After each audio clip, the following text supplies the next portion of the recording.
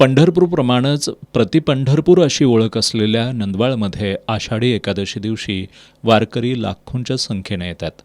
इथं येणाऱ्या वारकऱ्यांना सुलभरित्या दर्शन व्हावं यासाठी आणि त्यांना विविध सोयीसुविधा पुरवण्यासाठी ग्रामपंचायतीसह प्रशासनाच्या विविध विभागांकडून सध्या तयारी सुरू आहे.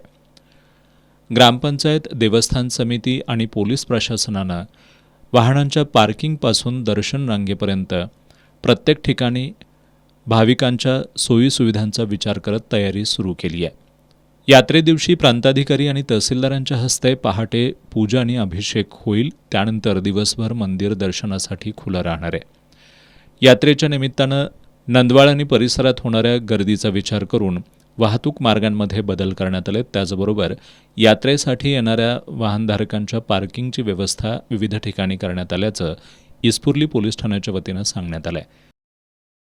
दर सालाप्रमाणे यावर्षीही आषाढी एकादशी कार्यक्रम नंदवाळ नंदग्राम म्हणजेच प्रतिपंढरपूर या ठिकाणी पार पडत आहे. दिनांक 6 तारखेला पोलीस प्रशासन व प्रशासन यांची सर्व तयारी झालेली आहे. माननीय पोलीस अधीक्षक श्री योगेश कुमार गुप्ता सरांनी या संदर्भात प्रत्येक बारकावी बघून बंदोबस्तची आखणी केलेली आहे. योग्य प्रमाणात बंदोबस्त लावण्यात आलेला आहे. सर्वसामान्य जनतेसाठी, दर्शनासाठी येणाऱ्या माऊलींसाठी पोलिसांचे निर्देश एक व्हिडिओ मार्फतीने बनवलेले आहेत. रस्त्याचे डायव्हर्शन करण्यासाठी एक जाहीरनामा कोल्हापूर पोलीसकडून काढण्यात आलेला आहे.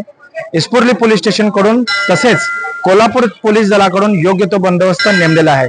येणाऱ्या प्रत्येक भाविकाचं योग्य प्रमाणे दर्शन होईल, त्यांना कोणत्याही प्रकारची अडचण होणार नाही यासाठी आम्ही सर्वजण सज्ज आहोत.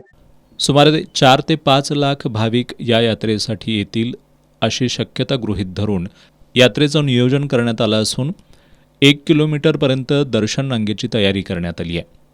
यात्रा काळामध्ये कोणताही अनुचित प्रकार घडू नये यासाठी पोलीस प्रशासनाकडून बंदोबस्त तैनात करण्यात आला आहे.